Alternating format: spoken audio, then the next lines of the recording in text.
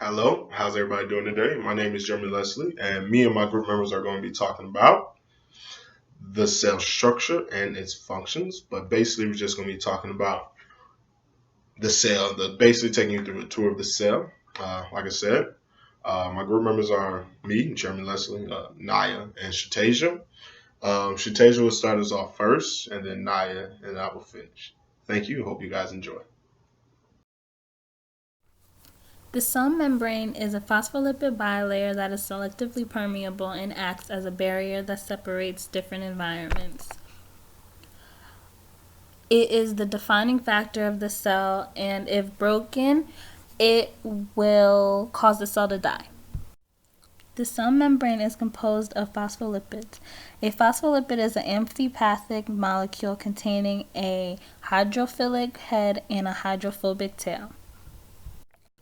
The cell membrane is selectively permeable, meaning it only lets solvents and solutes, including ions and molecules, through it. The fluid mosaic model explains and describes the structure of the cell membrane. The fluid mosaic model depicts glycoproteins, which are carbohydrates attached to proteins, glycolipids, which are carbohydrates attached to lipids, integral membrane proteins, which are proteins embedded inside the bilayer, peripheral membrane proteins, which are loosely attached to the membrane, cholesterol, which are embedded inside the bilayer, and cytoskeletal filaments, which are filaments inside the cell. Ions and molecules that cannot easily pass through the membrane are transported in and out of the cell by these membrane proteins. The function of the carbohydrates attached to the proteins and lipids are used for cell-to-cell recognition. The fluid mosaic model shows phospholipids structured in a sandwich-like matter with their hydrophilic heads pointing outward where the water is, and hydrophobic tails pointing inwards where the water is not present.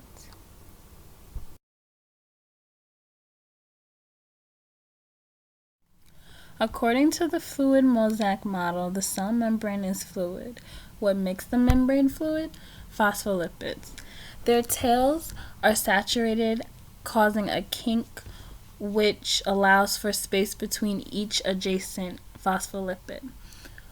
In animals, cholesterol within the bilayer assists in the maintenance of fluidity when the cell is exposed to increased and decreased temperatures. Facilitated diffusion is a type of passive transport. It involves the movement of materials through membrane proteins without the use of energy. A concentration gradient establishes the passage of these ions and molecules. The transport proteins involved are pores, channels, and carriers. Channel proteins are one of the membrane proteins used in facilitated diffusion. They are hydrophilic and can be gated or ungated. Gated ion channels open when an ion binds to a receptor on a protein, letting in or letting out necessary materials. Ungated channels are called aquaporins because they permit passage of water at a high rate. When a molecule binds to a carrier protein, it changes shape and allows the movement of the molecule across the membrane. Active transport is the use of energy in the form of ATP to move substances in or out of the cell. It occurs when material must move across the membrane against their concentration gradient. There are two types. One is primary and the second is secondary. The carrier proteins used in active transport are uniporter, symporter, and antiporter. The membrane proteins used in active transport are also called pumps. There are three types. One is uniporter, which transports one ion or molecule in one direction. The second is symporter, which transports two different ions or molecules in the same direction. The third is antiporter, which transports two different ions or molecules in opposite directions. An example of a uniporter carrier protein is the proton pump used in the electron transport chain. It moves hydrogen ions against their gradient across the inner membrane of the mitochondria. An example of a symporter carrier protein is a symport that moves two sodium ions and one glucose ion in the same direction across the membrane of cells in the small intestine. An example of an antiporter carrier protein is the sodium-potassium ATPase, which moves sodium ions in one direction across the membrane and potassium ions in the opposite direction. Lysosomes are membrane-enclosed organelles that contain an array of enzymes capable of breaking down all types of biological polymers. The main job of a lysosome is to remove unwanted waste and materials from the cell. Lysosomes can be compared to the intestines in a person's stomach because they share the same job. It also breaks down proteins, polysaccharides, lipids, and nucleic acids. Peroxisomes carry out oxidation reactions that commonly break down fatty acids and amino acids. They also have a lot of enzymes that participate in biochemical pathways. Peroxisomes contain enzymes that are involved in a plethora of metabolic reactions, including several aspects of energy metabolism. Catalase is included in peroxisomes to eliminate the harmfulness of hydrogen peroxide, which damages the cell. Centrioles are organelles made up of tubulin, which play a very essential role in meiosis and mitosis. The centriole reflects the nucleus, so if the centriole isn't in the correct position, then the nucleus won't be in the correct position either. It is understood that the centrioles are made up of 9 sets of microtubule triplets in a cylinder structure. Microtubules are proteins that help define the movement and formation of the cell. Centrioles also help with cell division and are not present unless division is actually occurring. The main job of the cytoskeleton is to hold the cell together. Structural proteins in this specific organelle are in quaternary structures. Quaternary structures is a combination of individual proteins to create the complete structure of the organelle. The cytoskeleton includes microtubules, microfilaments, and intermediate filaments.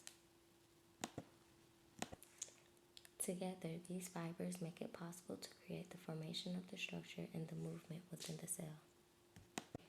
The cytoskeleton also helps form the nuclear envelope. Hello, my name is Jeremy Leslie, and today we'll be talking about 4 different topics.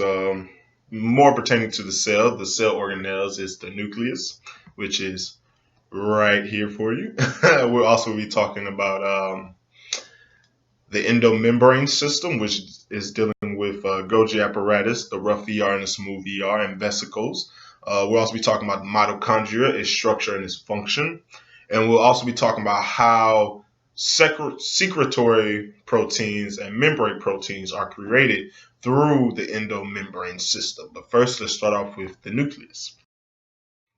Okay, so you have the nucleus, and nucleus, not 4 parts, but these are the 4 parts we're going to speak about today. The first part will be the nuclear membrane / nuclear envelope, sometimes called by people. Nuclear membrane encloses the nucleus, and it holds the DNA, RNA, all that intact.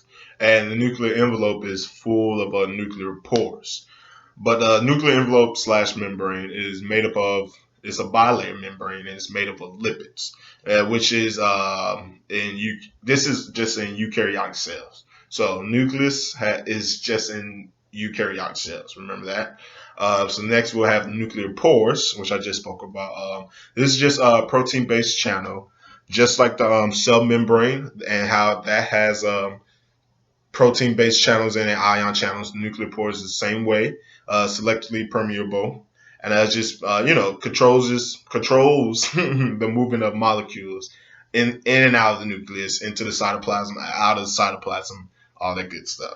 Then you have the nucleolus, and that is just basically a structure that's made of proteins and RNA, ribonucleic acids, RNA. And its main function is just to rewrite rRNA, ribosomal RNA, and combine it with proteins.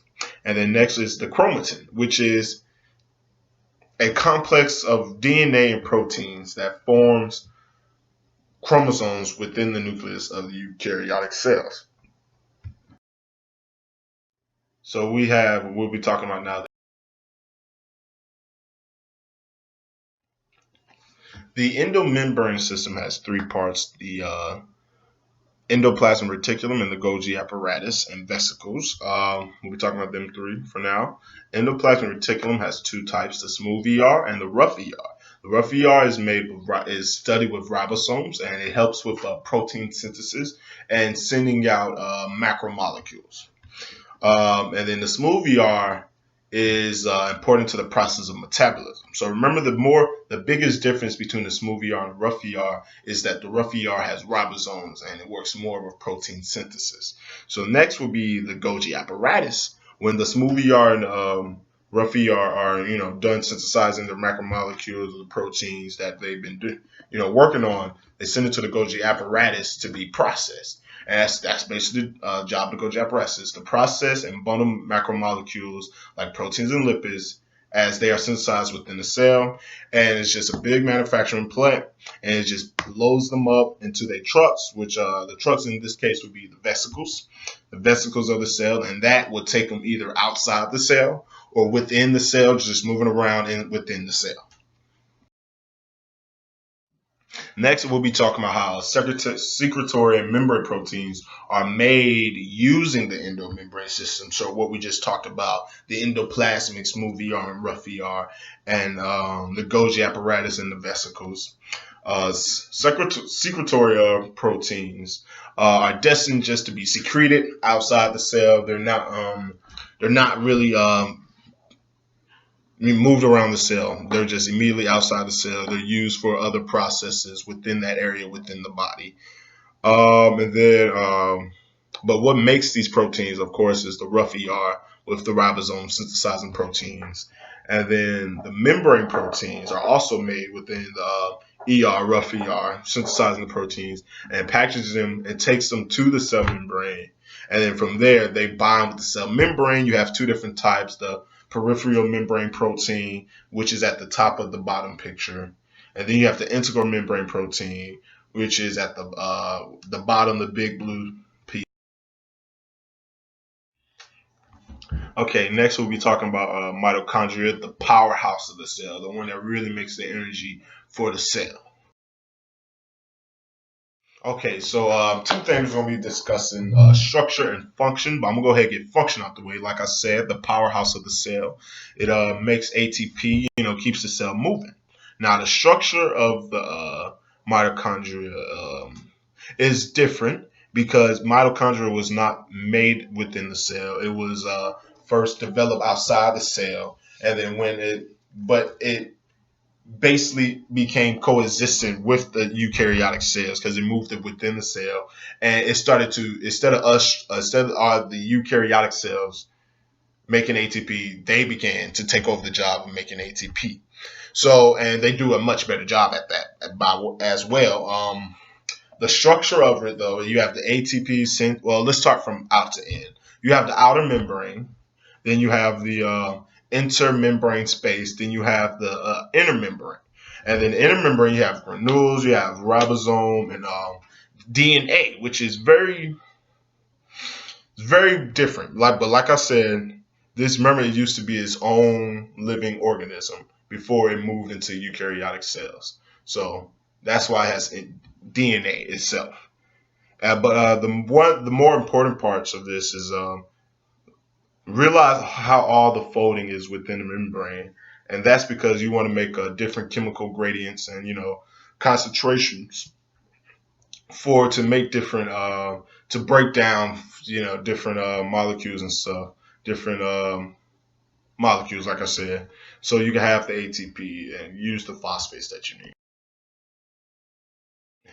And that's the end. Thank you, Mr. Maxwell, and you guys have a wonderful day.